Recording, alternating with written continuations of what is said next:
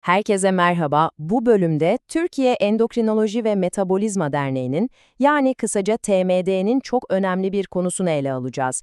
Dislipidemi. Derneğin 2021'de yayımladığı tanı ve tedavi kılavuzunun derinliklerine ineceğiz. Gelin başlayalım. Şimdi konunun ciddiyetini anlamak için size çarpıcı bir rakam vereceğim. Türkiye'deki yetişkinlerin neredeyse %80'i dislipidemiye sahip. Yani kan yağlarında bir anormallik durumu söz konusu. Bu gerçekten de toplum sağlığı açısından inanılmaz büyük bir oran, değil mi? Ve işin en endişe verici yanı ne biliyor musunuz? Bu durum çoğunlukla asemptomatik ilerliyor. Yani hiçbir belirti vermiyor. Bu yüzden de birçoğumuz için adeta gizli bir risk. Peki nedir bu gizli risk?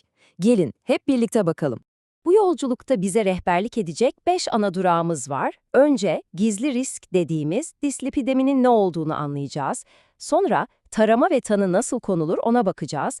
Üçüncü adımda en kritik konulardan biri kardiyovasküler risk hesaplaması.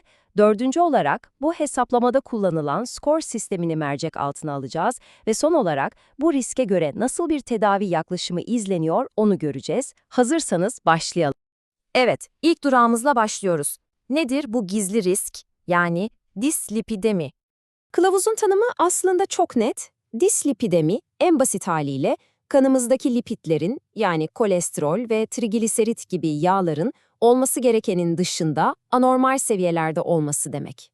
Peki bu neden bu kadar önemli? Çünkü bu durum aterosklerotik kardiyovasküler hastalıkların yani bildiğimiz adıyla damar sertliğinin ve buna bağlı kalp rahatsızlıklarının patogenezinde yani oluşum mekanizmasında kilit rol oynuyor. Hatta en temel faktör diyebiliriz.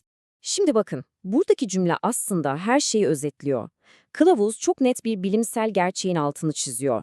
Eğer kanda apolipoprotein B, kısaca ApoB içeren lipoproteinler yoksa ateroskleroz gelişemez. Bu kadar basit ve net. ApoB'yi şöyle düşünün, LDL gibi kötü kolesterolü damar duvarına taşıyan ve oraya yapışmasını sağlayan bir tür kargo görevlisi ya da anahtar. Eğer bu anahtar olmazsa kolesterol damar duvarına giremiyor ve o tehlikeli süreç yani damar sertleşmesi hiç başlayamıyor bile. Peki madem bu kadar kritik bir faktörden bahsediyoruz, o zaman bunun nasıl tespit edildiğini bilmemiz lazım, değil mi? İşte şimdi ikinci bölümümüze geçiyoruz. Dislipidemi taraması ve tanısı. TMD kılavuzu bu konuda bize çok net bir yol haritası sunuyor.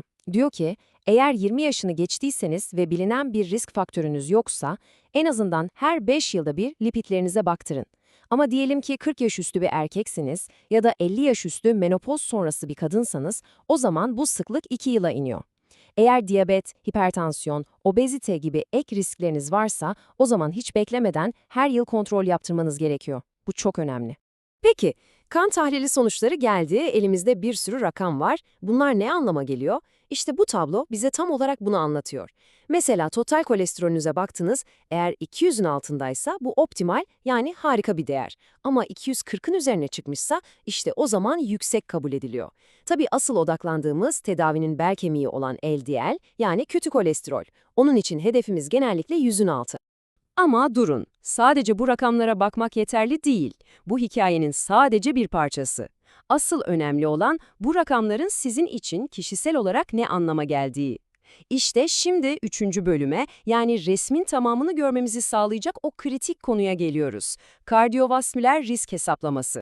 Evet, asıl soru bu. Elinizdeki o LDL, o total kolesterol değeri sizin kişisel hikayenizde ne anlama geliyor? Tek bir rakamdan yola çıkarak riskinizi nasıl ölçebilirsiniz? İşte burada devreye toplam kardiyovasküler risk kavramı giriyor. Bu ne demek? Bu, bir kişinin önümüzdeki 10 yıl içinde damar sertliğine bağlı bir kalp krizi ya da inme gibi bir olay yaşama olasılığının hesaplanması demek. Sadece kolesterol değil, yaşınız, tansiyonunuz, sigara içip içmediğiniz gibi birçok faktörü bir araya getirip size özel, kişiselleştirilmiş bir risk haritası çıkarıyor. Peki bu risk haritasını nasıl çıkarıyoruz? Hangi aracı kullanıyoruz? Geldik 4. bölüme, skor risk değerlendirmesi. TMD kılavuzu Türkiye'deki insanlar için en uygun risk hesaplama yöntemi olarak skor sistemini öneriyor. Bu Avrupa'da da yaygın olarak kullanılan bir sistem. Adı sistematik koroner risk değerlendirmesinin kısaltması. Peki neyi hesaplıyor? Çok spesifik bir şeyi. Önümüzdeki 10 yıl içinde ölümcül bir kalp damar olayı geçirme riskinizi yüzde olarak ortaya koyuyor. İşte karşımızda o meşhur skor şeması. Belki biraz karmaşık görünüyor ama aslında mantığı çok basit. Cinsiyetiniz, yaşınız, sigara kullanıp kullanmadığınız, total kolesterolünüz ve büyük tansiyonunuz. İşte bu 5 temel bilgiyi kullanarak size bir risk yüzdesi veriyor. Renkler de bize bir ipucu veriyor. Yeşil en düşük risk demek, sarı, turuncu derken kırmızıya doğru risk artıyor. Kullanımı da oldukça sistematik. Önce kadın mı, erkek mi, sigara içiyor mu, içmiyor mu ona göre doğru tabloyu seçiyorsunuz. Sonra kendi yaş grubunuzu buluyorsunuz. O satırda ilerleyip tansiyon ve kolesterol değerlerinizin kesiştiği o küçük kutucuğu buluyorsunuz. İşte o kutunun içindeki rakam sizin 10 yıllık ölümcül olay riskinizi gösteren o sihirli yüzde. Ama hikaye burada bitmiyor. Riski daha da hassas hesaplamak için işin içine bir faktör daha giriyor. HDL yani iyi kolesterol. Bu geliştirilmiş şema HDL'yi de denkleme katıyor. Neden mi? Çünkü HDL'yi damarlarımızı temizleyen bir çöp kamyonu gibi düşünebilirsiniz. Ters kolesterol taşınımı dediğimiz bir mekanizmayla damar duvarındaki fazla kolesterolü toplayıp atılması için karaciğere geri götürüyor. Yani tam bir koruyucu. İşte bu yüzden HDL seviyeniz çok kritik. Eğer HDL'niz düşükse o temizlik ekibi zayıf demektir ve bu durum hesaplanan riskinizi bir üst seviyeye taşır. Ama eğer HDL'niz yüksekse bu güçlü bir korumanız olduğu anlamına gelir ve riskinizi aşağı çeker. Bu ayarlama riskin çok daha doğru ve size özel bir şekilde belirlenmesini sağlıyor. Peki, o yüzdeyi buldunuz. Ne anlama geliyor? İşte bu tablo bize onu gösteriyor. Bu yüzde sizi 4 ana risk kategorisinden birine yerleştiriyor. Eğer riskiniz %1'in altındaysa düşük risklisiniz. %5 ile 9 arasındaysa yüksek risk, %10'u geçiyorsa artık çok yüksek risk grubundasınız demektir. Tabii şunu da unutmamak lazım. Eğer daha önce bir kalp krizi geçirdiyseniz veya diyabet gibi ciddi bir durumunuz varsa, skora bakılmaksızın zaten doğrudan çok yüksek risk grubunda sayılıyorsunuz. Tamam, riskimizi hesapladık, kategorimizi öğrendik. Şimdi en önemli soru. Peki şimdi ne yapacağız? İşte bu soru bize son bölümümüze getiriyor. Riske dayalı tedavi yaklaşımı. Bu tablo aslında bütün stratejinin bir özeti gibi. Tedavi kararı iki şeye bağlı. Hangi risk grubundasınız ve LDL yani kötü kolesterol seviyeniz kaç? Bakın, mesela yüksek risk grubundaysanız ve LDL'iniz de 116'nın üzerinde ise kılavuz diyor ki yaşam tarzı değişikliğine ek olarak hemen ilaca da başlayın.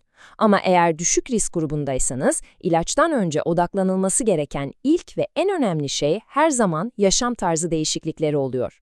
Ve kılavuz kapanışı Mustafa Kemal Atatürk'ün çok anlamlı bir sözüyle yapıyor.